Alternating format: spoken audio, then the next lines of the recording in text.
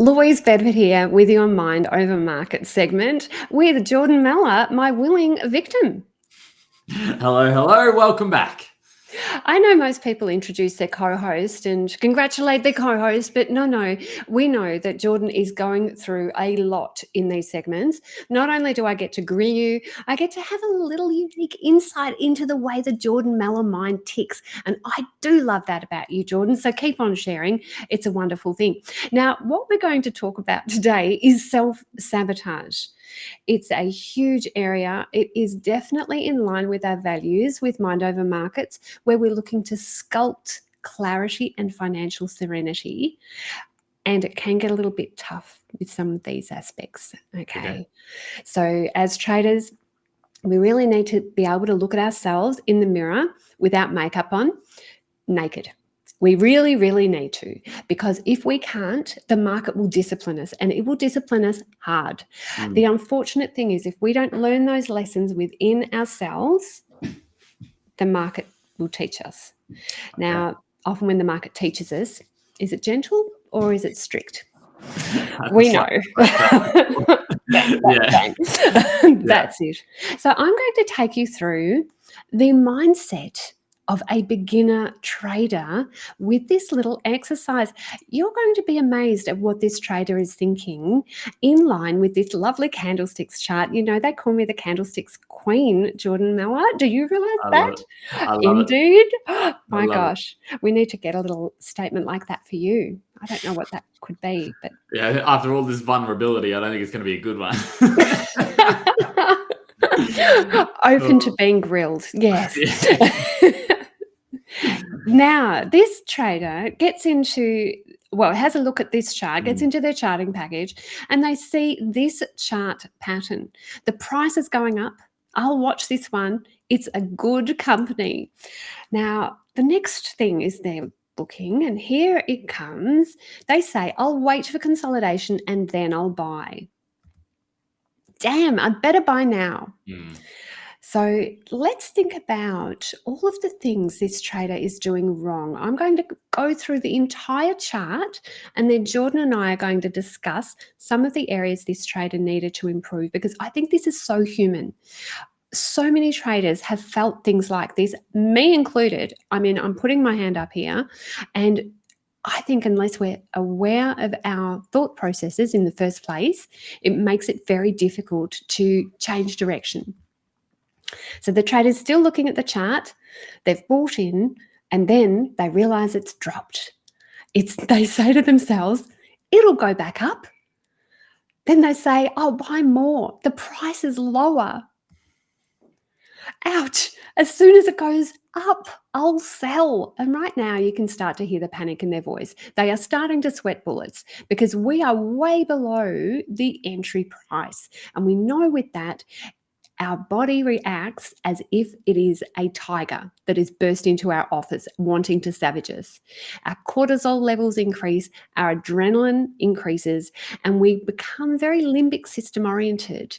That inner part of our brain, that animal center, has 3 modes of operating. It's fight, flight, and freeze. So right now, that poor trader would be triggered as hell with fight, flight, or freeze. Oh, good. It's gone up, they say to themselves. I'm getting out. What a relief. The pain can stop. Oh, what? I knew this would happen. I'll buy it again. It's a double top. I'll get out. You can't go broke taking a profit. Now, Jordan, we can see from this poor trader's reactions that there were so many things that went wrong for this trader. But I'd love your thoughts. Give us the lowdown. What are your thoughts about what this trader did wrong, more from a mindset perspective? It can be from a trading perspective, but more from a mindset perspective. Yeah, I'm like, everything about this first and foremost screams lack of a plan. It is trading purely off emotional intelligence, that one. And it's to say that it's probably not that high of an emotional intelligence, the way that it is traded. Look, founder setup, likes it. I'll wait for consolidation, then buy. Nice patience. Okay, it started off well. already convincing himself that he wants to buy. That's a prerequisite, I guess. He's starting to get in that mind. It runs up, damn, better buy now, pure FOMO. Pure FOMO. He's like, oh, a little while ago I wanted to buy this. I'm not going to make any profit on this analysis. I need to get in so I can make some profit.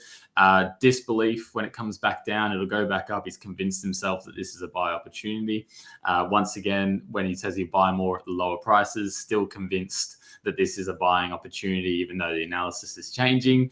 Ouch. Yep, that's when it's probably gone a little bit too far. And even the whole, as soon as it goes up, I'll sell. A lot of people even see that too late. The moment you're saying, ouch, you should be out. But that's another issue. It's gone up. It did get out. It's the first time he did what he would say he would do. So I'd say congratulations a little bit. Held on to the analysis afterwards. FOMO walked back in, and now he had this fear of running the profits because he'd been hurt so often. So he cut that loss. He cut the profits up towards the top there. But that was how I would run through that and look at that in an emotional way. From a technical point of view, it just screams no plan. It's a bit of a train wreck, isn't it? Now, I have to mention to you that I have felt every single one of those emotions in the past. So if you are currently looking at this chart thinking, oh, what's the problem with that? I go through that every 5 minutes. We get that. Both Jordan and I have been in the markets for long enough. We understand. I feel that with a shorter term time frame, your time frame compresses so that you may experience all of those emotions in a 10-minute block. If you're a medium term to a longer term trader, that wave of emotion could occur over a month. So that's why shorter term traders have a higher burnout rate, because they are experiencing all of those emotions fluxing very immediately for them. Absolutely. Now, just looking at this chart, Jordan, what I'd like to suggest to you is that there is a way for this trader to potentially go broke. Yep. And it's not just the lack of a plan. It is not just that they overreacted. It's the size of their loss compared to the size of their profit.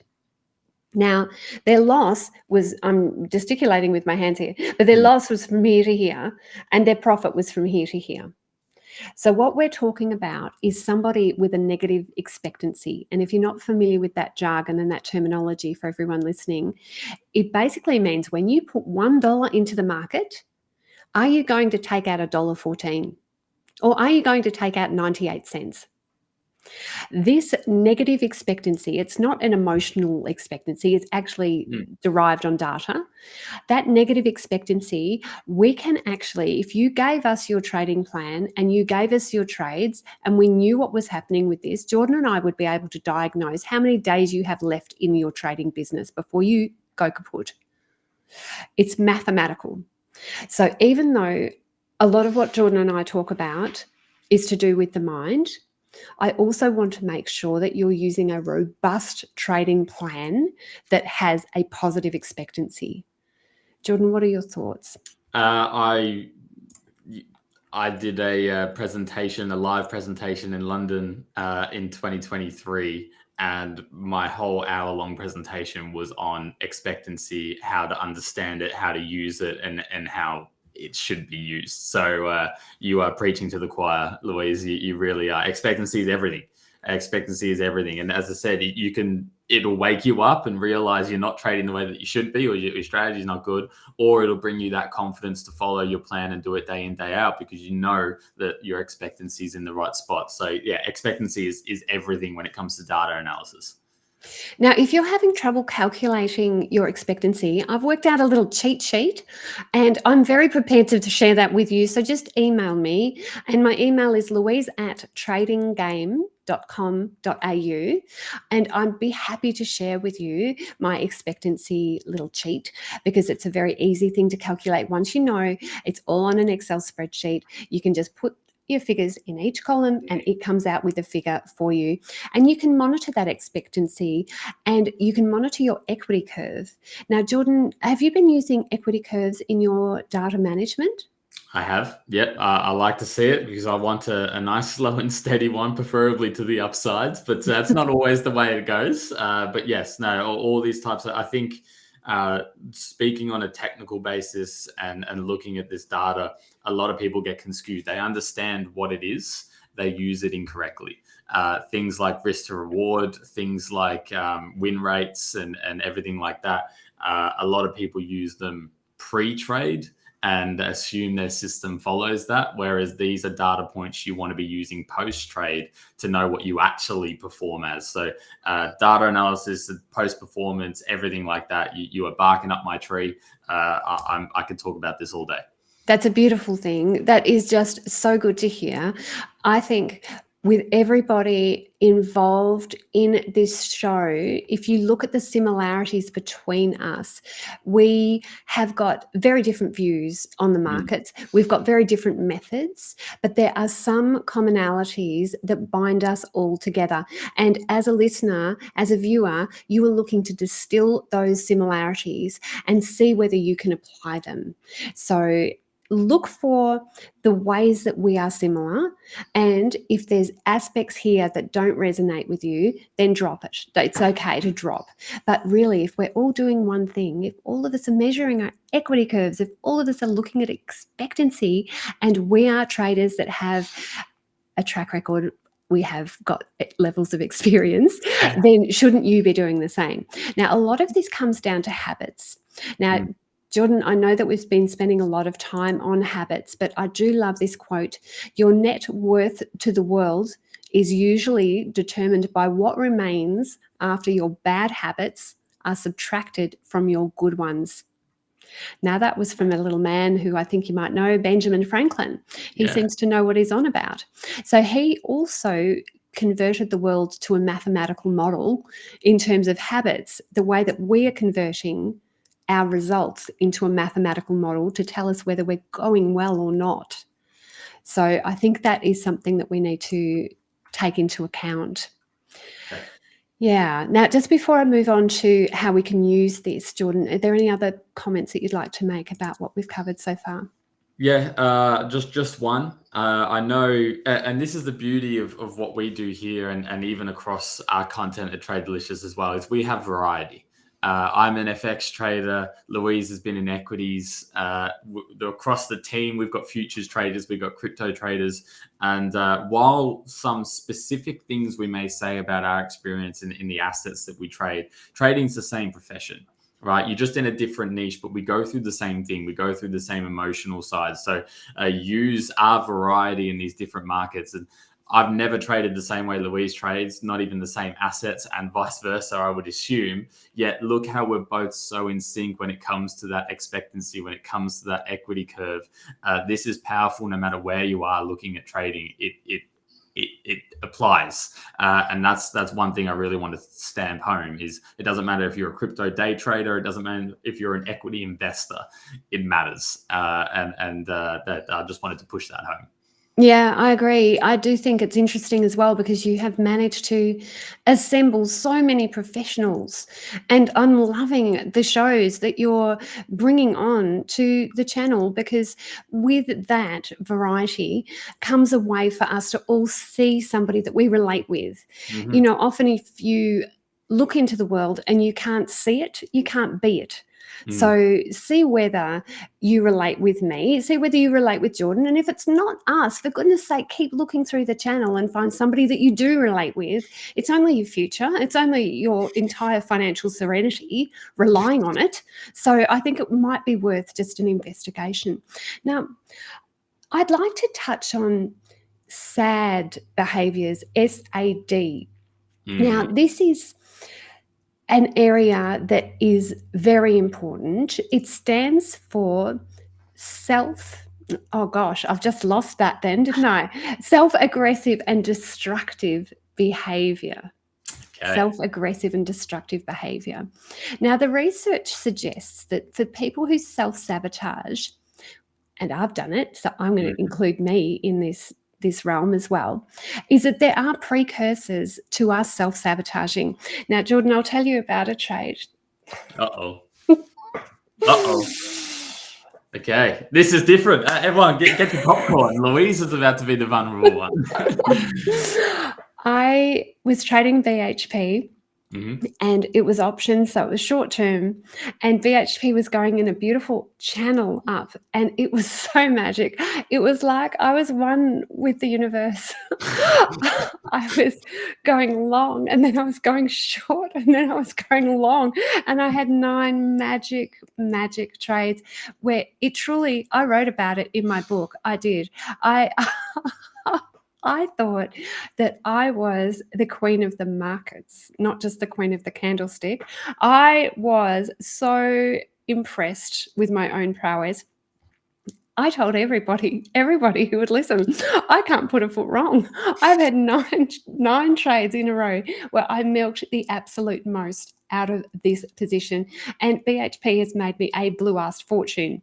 Now, knowing what you know about human psychology and about what can happen after pride, what do you think happened then, Jordan? Yeah, you're toast. You're toast. One of your biggest losses on record are about to hit home. Because I do the exact same thing. I know as you're saying this through BHP, everything's working. I'm going through my experience when I knew I felt like that, and I'm going, yep, I know what's coming. Yeah, it's got to be one of your biggest losses on record. It was such an appalling shock to me that another trade didn't correspond to my views, because surely by now I was one with the markets. Surely I was in such a state of flow that nothing would dare to overcome my views.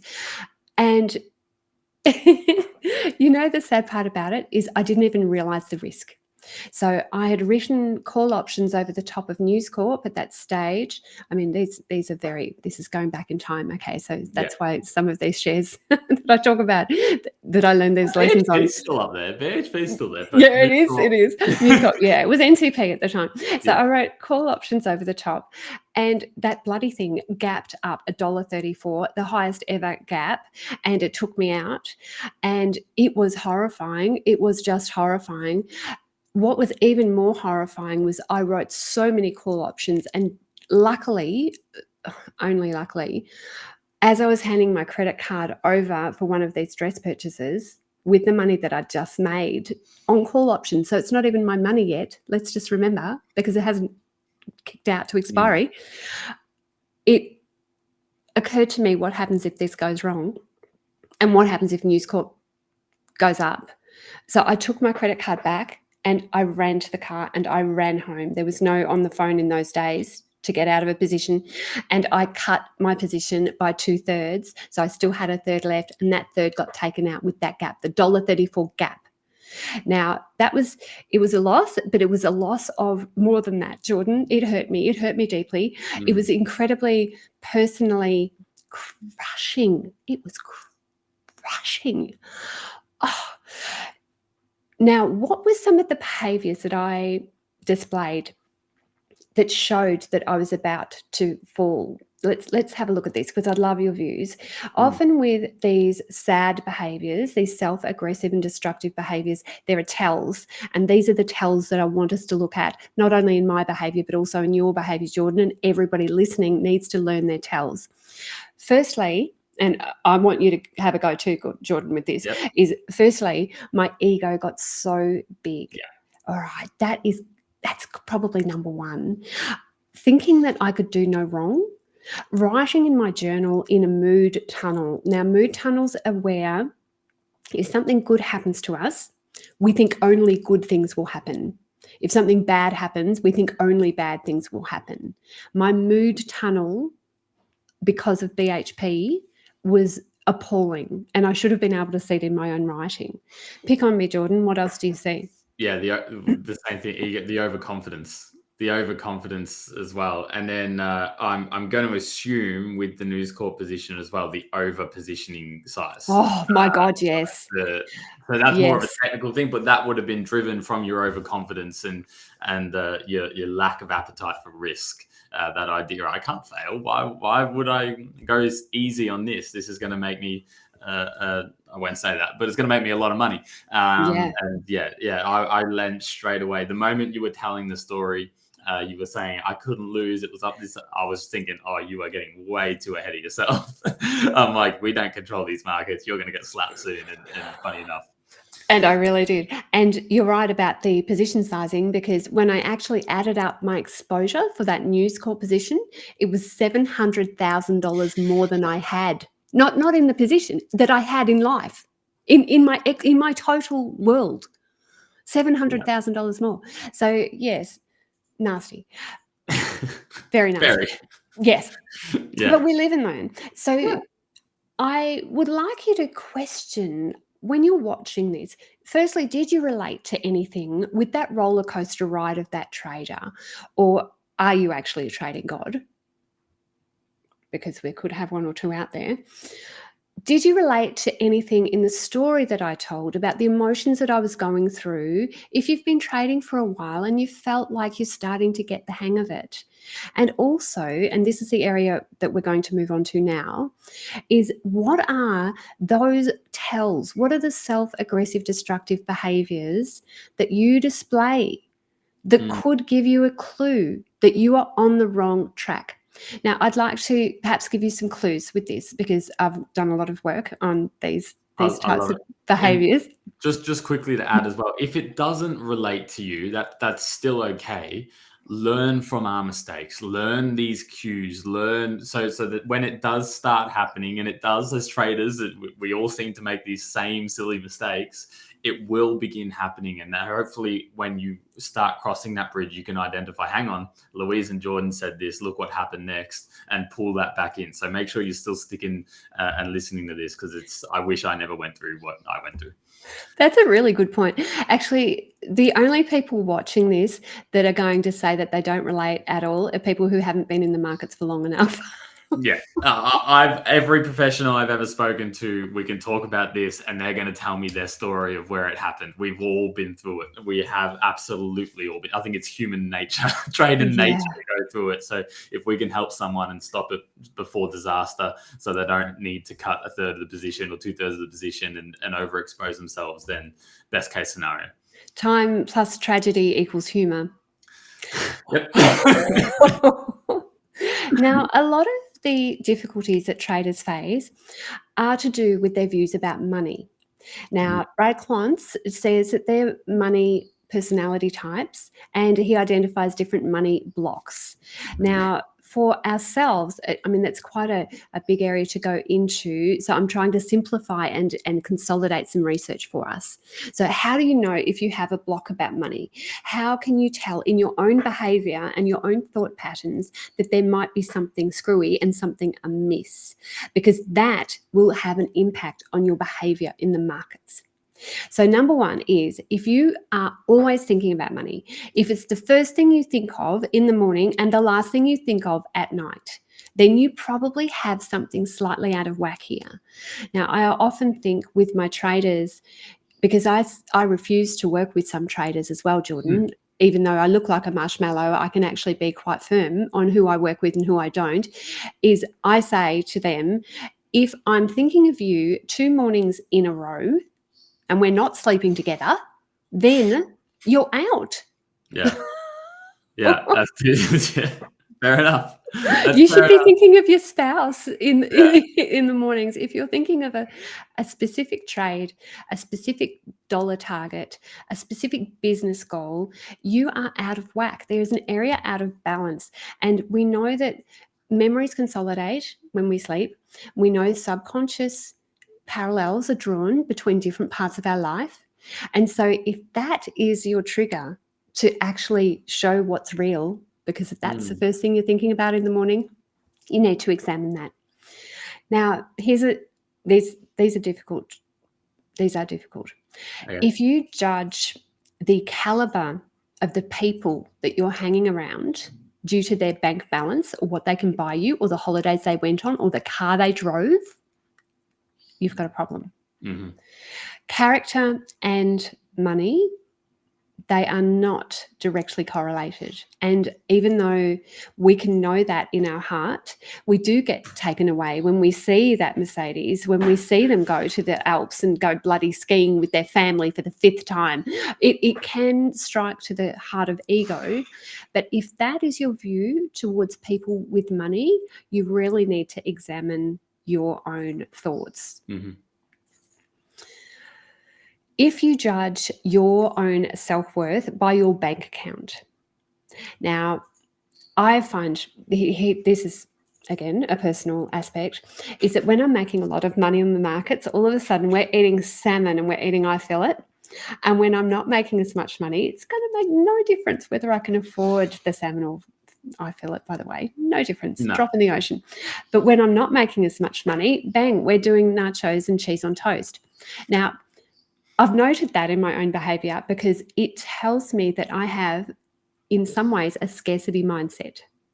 Have you noticed anything like that in your own behavior, Jordan? Not overly. I think when it comes to money on a personal side of things, I'm always cheese toasties. So, but no, to be honest, I don't see a massive behavioral change in the way I react when I'm making a lot of money or when I'm making no money. I've something I'm quite proud of, actually. I'm very consistent. I'm a severe saver. Or investor, right? So I try my absolute hardest to live well below my means, and I keep spending to an absolute limit. I don't have credit cards. I don't have anything like that. So no, that's one thing I am quite proud of. There's a few things you've mentioned, like earlier, where you think about money. I do think about money a lot, even though I don't spend it and I don't use it. I do think about it a lot. I do think about my business goals a lot, probably a little bit more than I should. But in terms of this specific topic, I don't think it. I'm quite proud of the way that I handle that. So you will have other issues though, because what I'm hearing from you, and if you did the test, I'm sure you'd come out as a money vigilant in Brad Clonce's. Yes. So you're vigilant with money, which is good, but that I'll give you the problems in a nutshell so you don't have to do the entire test. It can mean that you're not rewarding yourself. It can mean that you're not splurging, that you are not going on that holiday because you think, no, I have to stay here and work. It can actually be a self-deprivation aspect that can be your downfall with money as well. So I'll pop that into the back of your mind there, Jordan, and you can consider. Now, if you are more concerned with money than you are your health, short term, that can be fine. Long term, you're going to end up in trouble. And if it impacts your personal relationships negatively, then you've got an issue. And also when money becomes more important than principles. Now, all of those areas, these are areas you need to address. As a trader, you get out of whack with your views with money, and your results will soon follow. We are often drawn to our most dominant thought. So if your thought is scarcity, you be careful, because as soon as you trade your account up to a certain size, you'll trade it right back down. Yeah, I love this. I'm loving where we're at. I'm loving these topics because these are things people don't think about. I don't think about, right? It's just daily habits, and we get especially I see in young males, this grind culture where you just need to constantly be constantly working to better yourself, or better this, better that. And if you're not constantly working, you're doing it wrong. You're never going to be successful. And people get these habits that they shouldn't have, and then they start pushing away the things that really matter. And like you've made, the values, the principles, the people you surround yourself with. This is a serious issue that a lot of people face. So I love that we're touching on this. It really is. And I would love you, in terms of the audience listening, I would really love you to examine your own behavior. If when you get busy, is it that you start bumping into walls more often? Are you more likely to crash your car? Are you more likely to have more alcohol? Does chocolate suddenly become incredibly appealing, which is my thing? When I'm starting to eat a lot of chocolate, I know something's out of whack. Are there areas where you pick a fight with your spouse just to aggravate them? Do you leave things on the ground because you know that they hate that? What are the things that you are doing that can sabotage your own behavior down the track that are the small tells. Where are you hurting yourself in a small way that will feel somewhat pleasurable because, hey, now you're making yourself get your own attention. You're getting your spouse's attention perhaps as well. But those little aggravating behaviors where you're purposefully aggressive to yourself in a small way can balloon and blossom into a big loss in the markets. And that's what I'm saying, is that we really need to become self-aware, develop our mindset so that we are mindful of what is happening in our life outside of trading. Otherwise, it will infiltrate into the markets and it can be explosive. Yeah, and if none of those resonate with you, keep looking, because while Louise was talking there, while I didn't resonate specifically with it, I did find one. And the moment I found it, I'm like, oh, it's I overwork. I do. I really push and work hard and work hard and work hard. And that it doesn't get me any further. Sometimes I do 12, 13, 14, 15-hour days. It doesn't get me any further than I would with an 8-hour day. Yet I do it. And that's one of the topics that I think we can touch on a little bit more in the future as well. I agree. Jordan, love spending time with you. Let's land this plane and keep those comments coming in. We are reading every single comment. Jordan and I are taking your financial future and your emotional future incredibly seriously. So keep exploring the channel and spread the word to your friends. Love it. Thank you, Louise, once again.